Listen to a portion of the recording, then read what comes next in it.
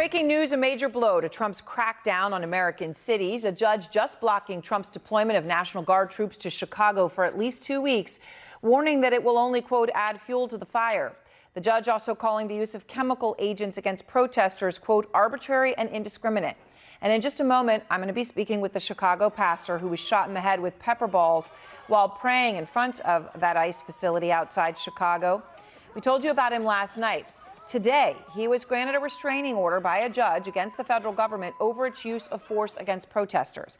And he is joining us for his first television interview since the incident in just a moment. But first, I want to go to Omar Jimenez. He's live outside that ICE facility near Chicago, the center of all of this. And Omar, this is a major ruling coming right now.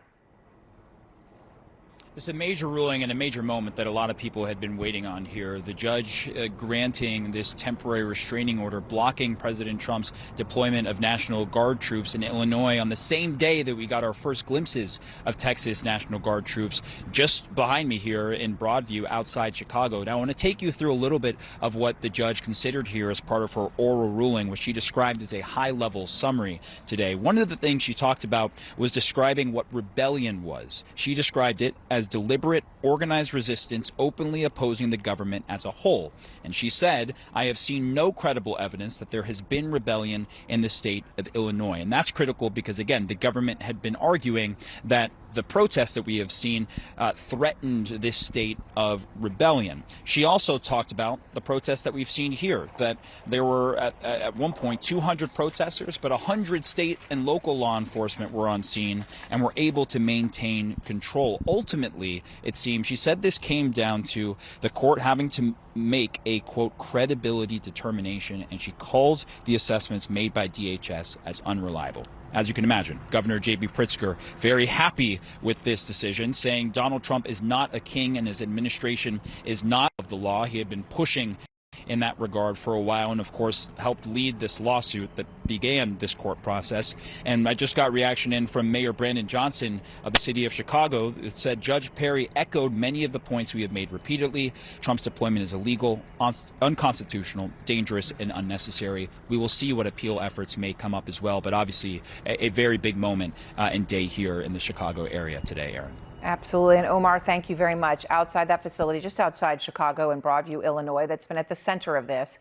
And I want to go now, as promised, to Reverend David Black. He was also at that facility. He's the minister of the First Presbyterian Church of Chicago.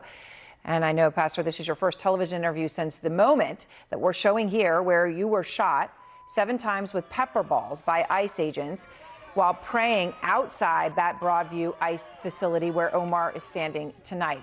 And Reverend, I really appreciate your being willing to speak with us about this because we had shown people this video last night. I know you sued the Trump administration after this happened, and today a federal judge granted you a victory, ordering federal agents from, quote, using riot control weapons against protesters, religious practitioners, and journalists unless they have probable cause of a crime. Obviously a significant victory. Reverend, what's your reaction to that? Well, it's a victory that belongs to everyone who lives in the United States of America, and particularly to the brave protesters and demonstrators who've been showing up. And I am so grateful for the work of the ACLU and Lovi, who argued this case so well and brought it to this conclusion. So we were showing, right, those agents on the top of the roof, right, you were shot by pepper balls. You were obviously, brought down to the ground, and a top Department of Homeland Security official is defending what they did to you. And what they're saying, Reverend, is, quote, what this clip video doesn't show is that these agitators were blocking an ICE vehicle from leaving the federal facility, impeding operations. Over and over again, law enforcement ordered these agitators to move off of federal property so the vehicle could move. Law enforcement verbally warned these agitators that they would use force if they did not move and stop impeding operations. They did not comply. She then accused you of giving ICE agents the middle finger. I wanted to read all of that so that you would have a chance to respond to it. Thank you, Aaron. It's categorically false. There were no ICE vehicles attempting to leave the facility, and I was standing to the side in a gesture of prayer and praying verbally for the ICE officers and those detained inside. I find it interesting that this individual believes I flipped them the bird because theologically, as I've been praying for all of these people, I have been hoping that the Holy Spirit will descend upon them and convert their hearts and minds. And to the extent that the Holy Spirit appears as a bird, perhaps there is spiritual truth to her claim.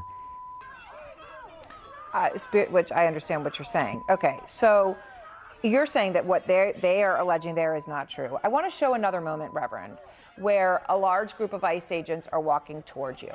So here they are. They're walking towards you. They're shoving you. I just want everyone to get a chance, and now they can see you. They know who you are there. You're obviously you've got your clerical collar on. They are spraying what appears to be pepper spray at that time directly into your face. This, I've been, correct me if I'm wrong, I believe is after you had been hit with the pepper balls in the head. Do you know why they did this to you? No, there was no warning for any of these things. After they shot me in my head and my face and multiple times in my torso, arms, and legs, I was shielded by the bodies of others who were there, who rushed in to support me and took many more hits that were intended for me.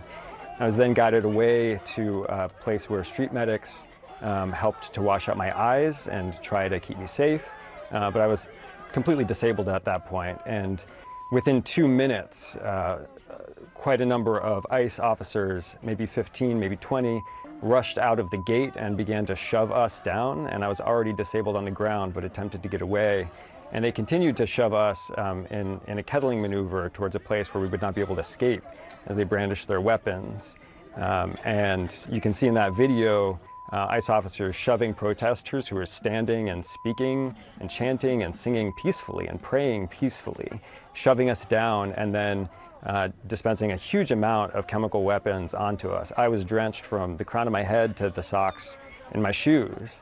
It was indiscriminate and it was vicious.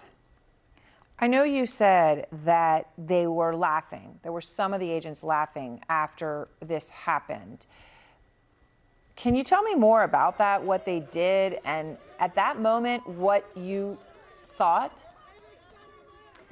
Yeah, we could hear them laughing as they were shooting us from the roof, and it was deeply disturbing.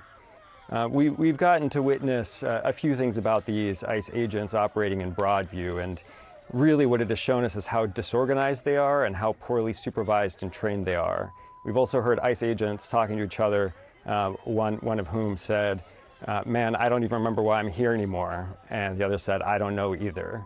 So there's a deep demoralization that we are seeing as we're bringing this peaceful and spiritual protest against their tactics and what they are doing to our city and our communities and our neighbors. And I'm grateful to show up with these protesters, people who deeply believe in democracy and are bringing peaceful and moral witness against what the Trump administration is trying to do in Chicago. Reverend Black, I'm grateful for your time and thank you very much for being willing to come on and share the story.